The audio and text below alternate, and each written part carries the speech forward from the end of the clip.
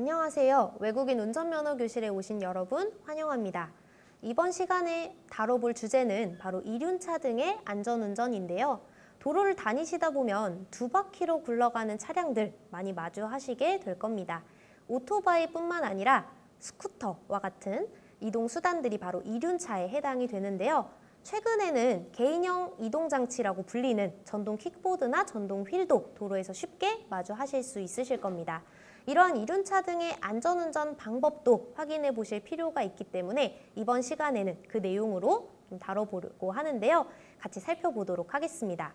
우선 가장 먼저 자전거에 대한 이야기를 좀 드려보려고 하는데요.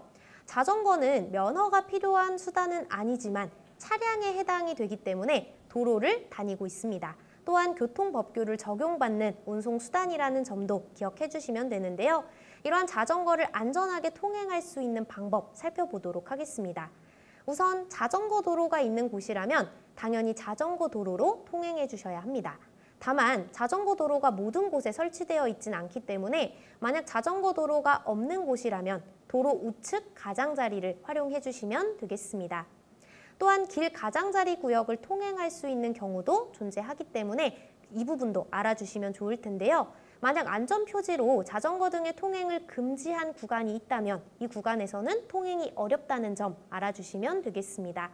또한 보행자의 통행에 방해가 될 경우에는 서행이나 일시정지 해주셔야 된다는 점까지 기억해 주시면 되겠습니다. 보도를 통행할 수 있는 예외적인 경우도 존재하는데요.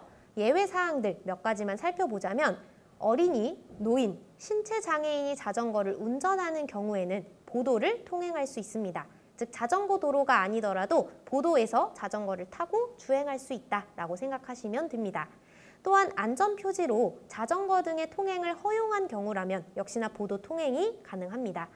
도로의 파손이나 도로공사, 그 밖에 장애로 인해서 도로를 통행할 수 없는 경우에도 보도를 통행하는 상황이 존재한다라고 생각하시면 되겠습니다.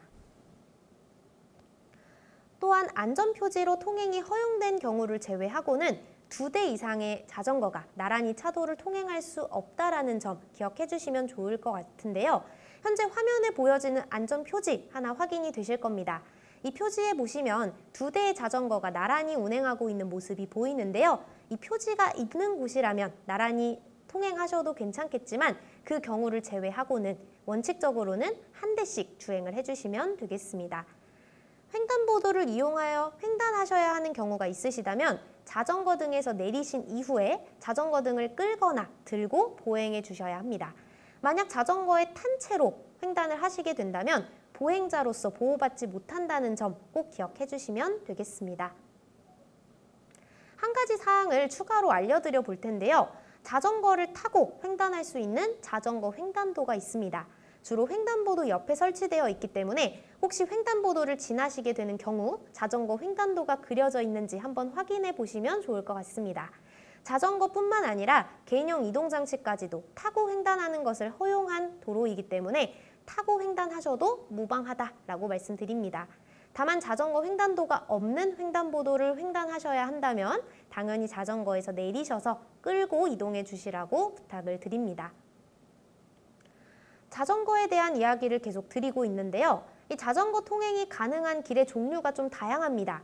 다만 차이점들이 있기 때문에 차이점들 위주로 좀 설명을 드려보려고 하는데요. 총 4가지 길을 살펴보도록 하겠습니다. 첫 번째 자전거 전용 도로인데요. 말 그대로 자전거만 통행할 수 있는 곳입니다. 또한 차도와 보도와 구분해서 설치한 도로예요. 도로에서 가장 많이 마주하시는 자전거 통행로가 아닐까라는 생각이 드는데요. 자전거만 통행할 수 있는 도로라는 점 꼭 기억해 주시면 되겠습니다. 두 번째, 자전거 보행자 겸용 도로도 존재하는데요. 표지판으로도 확인이 가능하시다시피 자전거뿐만 아니라 보행자까지도 함께 통행할 수 있는 곳입니다. 하지만 차도와 구분되어 있다는 점 기억해 주시면 되겠습니다. 세 번째는 자전거 전용 차로인데요. 자전거 전용 도로와 차이점이 있습니다. 바로 차도의 일정 부분을 바로 차로로 만들어놨다라고 생각하시면 되는데요. 자전거만 통행할 수 있는 차로라고 생각하시면 되겠습니다. 자전거 우선 도로라는 것도 존재하는데요. 자동차의 통행량이 적은 도로의 일부 구간을 자전거 우선 도로로 정해놓고 자전거뿐만 아니라 다른 차량까지도 상호 안전하게 통행할 수 있도록 지정해 놓은 곳을 바로 자전거 우선 도로라고 부릅니다. 4가지 도로 모두 자전거가 운행할 수 있는 곳이지만 차로로 되어 있는 곳도 있고요. 차도와 구분되어 있는 곳도 있기 때문에 차이점 등을 구분해 주시면서 기억해 주시기를 부탁드립니다. 이제 자전거 통행에 대한 이야기를 다 살펴보셨기 때문에 전체적으로 이륜 자동차 등을 안전하게 타실 수 있는 방법으로 넘어가 보겠습니다. 이륜 자동차, 원동기 장치 자전거, 그리고 자전거 모두 차에 해당됩니다. 따라서 자동차 운전자와 동일하게 법규 준수의 의무가 부과되어 있다는 점 기억해 주시면 되겠고요. 만약 차량 단독 사고가 발생하게 된다면 일반적인 자동차와는 달리 보호장구가 거의 없기 때문에 큰 피해를 입는 경우가 대다수입니다. 따라서 헬멧과 같은 인명보호장구를 의무적으로 착용해 주시기를 부탁드립니다. 최근 많이 보실 수 있는 개인형 이동장치를 안전하게 타실 수 있는 방법까지만 좀 설명을 드려볼 텐데요. 원동기 장치 자전거 면허 혹은 자동차 운전면허가 필요한 운송수단입니다. 따라서 면허가 없는 사람이라면 개인형 이동장치를 탈 수 없다라는 점 알아주셔야겠습니다. 또한 헬멧과 같은 인명보호장구를 의무적으로 착용하셔야 한다는 점 역시나 기억해 주셔야 되는 부분이고요. 간혹 2명이서 개인형 이동장치를 탑승하고 있는 경우를 마주하는 상황들이 생깁니다. 1인 탑승 원칙이므로 2인이 탑승하는 것 금지되어 있다는 점 기억해 주셔야겠고요. 보도 통행 역시 금지되어 있습니다. 자전거 도로가 있다면 자전거 도로로 통행해 주셔야 하고 자전거 도로가 없는 곳에서는 우측 가장자리로 통행해 주시면 되겠습니다. 만 13세 미만의 어린이는 탑승이 금지되어 있기 때문에 어린아이가 탑승하지 않도록 보호자들의 관리가 필요하다라는 말씀 드립니다. 마지막으로 야간 운행을 하시게 된다면 이 개인형 이동장치를 확인할 수 있도록 등화장치를 작동시켜 주셔야 한다는 점까지 말씀드리면서 안전하게 탑승하실 수 있는 법 살펴보셨는데요. 이제 문제를 통해서 이 내용들을 더 확립시켜 보도록 하겠습니다. 첫 번째, 개인형 이동장치 운전자의 자세로 바르지 않은 것을 고르는 문제인데요. 보기 1번부터 살펴보도록 하겠습니다. 1번, 인명보호 장구를 착용한다. 제가 강조드렸던 부분인데요. 사고를 겪었을 시 피해가 클 수 있으므로 헬멧과 같은 인명보호 장구 착용은 필수입니다. 따라서 운전자의 자세로 맞습니다. 2번, 사용 설명서 및 사용 방법을 숙지한 후 운행한다 라고 되어 있는데요. 개인형 이동장치는 일반적인 자전거나 자동차와는 또 다른 사용 방법을 요구하고 있습니다.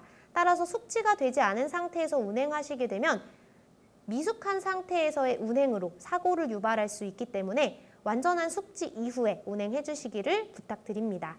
따라서 운전자의 자세로 바른 내용이라서 2번은 답이 되지 않습니다.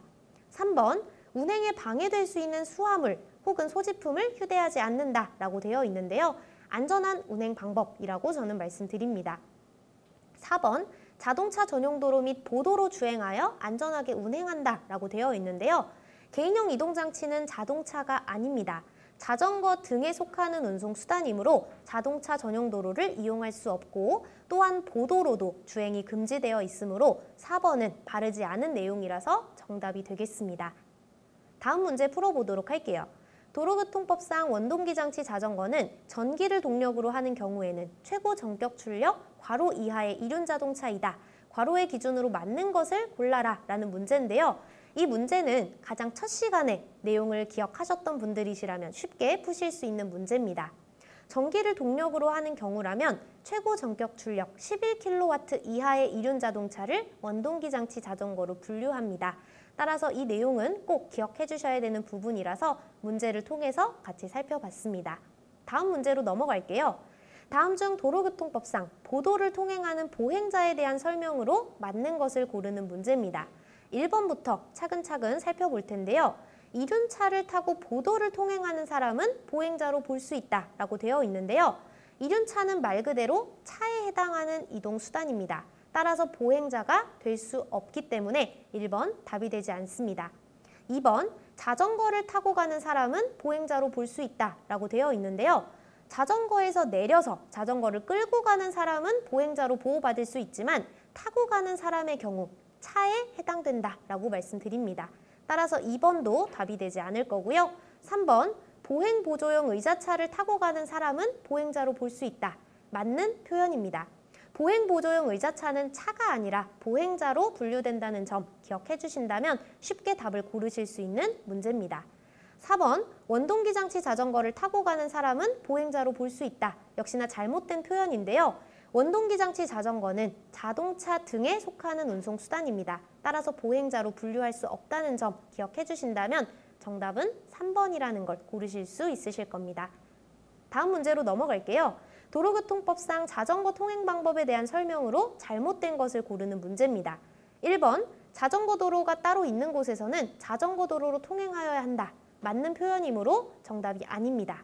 2번, 자전거 도로가 설치되지 아니한 곳에서는 도로 우측 가장자리에 붙어서 통행하여야 한다. 역시나 맞는 통행 방법이기 때문에 답이 되지 않습니다. 3번, 자전거의 운전자는 길 가장자리 구역을 통행할 수 있다라고 되어 있는데요. 따로 안전표지로 통행을 금지한 구간을 제외한 경우라면 통행이 가능합니다. 따라서 3번도 답이 되지 않을 겁니다. 4번, 자전거의 운전자가 횡단보도를 이용하여 도로를 횡단할 때에는 자전거를 타고 통행할 수 있다라고 되어 있는데요. 자전거에서 내려서 끌고 가셔야만 한다라고 말씀드렸기 때문에 정답은 4번이 되겠습니다.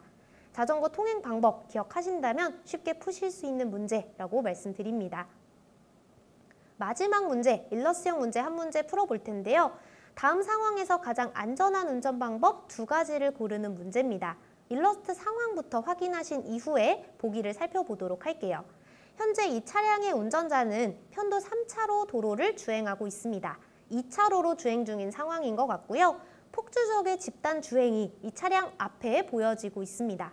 오토바이의 숫자가 굉장히 많고 이 차량과의 거리도 그렇게 멀지 않기 때문에 더더욱 주의를 기울이면서 운전하셔야 되는 상황인데요. 보기를 통해서 안전한 운전 방법 찾아보도록 하겠습니다. 1번, 너무 가까이 접근하지 않도록 지속적으로 경운기를 울린다 라고 되어 있는데요. 경운기 사용은 안전한 운전 방법이 아닙니다. 따라서 1번 답이 되지 않을 겁니다. 2번, 차로를 급히 변경하는 이륜차에 대비하여 안전거리를 충분히 유지한다 라고 되어 있는데요. 실제 이륜차, 오토바이가 굉장히 많이 다니고 있는 상황이기 때문에 언제 차로를 변경할지 예측하기 어렵습니다. 따라서 이 차량의 운전자는 안전거리를 충분히 유지하면서 운행하여야만 사고에 대비할 수 있으므로 2번 안전한 운전 방법이 맞습니다. 3번, 위험하게 끼어드는 이륜차와의 충돌에 대비해 앞차와 거리를 좁힌다라고 되어 있는데요. 앞차와의 거리를 좁혀서 운행하는 경우 이륜차와의 충돌 가능성은 더 높아집니다. 따라서 3번 안전한 운전 방법이라고 보기 어렵습니다. 4번, 이륜차 집단과 충돌하지 않도록 속도를 줄인다라고 되어 있는데요. 차라리 속도를 줄여서 이륜차 집단과의 거리를 확보하신다면 안전하게 운행이 가능하실 거라서 4번 안전운전 방법이 맞습니다. 5번, 속도를 높여서 이륜차 무리 속에서 빠져나온다라고 되어 있는데요. 이륜차의 무리 속에서 빠져나오는 건 좋지만 속도를 높여서 이동하는 중 갑작스럽게 차로 변경하는 이륜차와의 충돌 사고가 일어날 수 있으므로 5번 안전한 운전 방법이라고 보기는 어렵습니다. 따라서 이 문제의 정답 2번과 4번을 골라주시면 되겠습니다. 그럼 안전하게 운행이 가능하실 거라서 정확한 내용 살펴보시면서 답을 골라주시면 되겠습니다. 마지막 일러스트형 문제까지 모두 풀어보셨는데요. 자전거를 운행하시는 선생님들 굉장히 많으실 거고요. 개인형 이동장치 혹은 원동기 장치 자전거 등도 많이 탑승을 하시게 될 텐데 안전한 통행 방법을 숙지하지 못한 상태에서 운행을 하시게 되면 언제든지 사고의 가능성은 열려 있습니다. 사고를 겪지 않는 운전자가 될 수 있도록 안전한 통행 방법 지켜주시라고 말씀드리면서 이번 시간 마무리하도록 하겠습니다.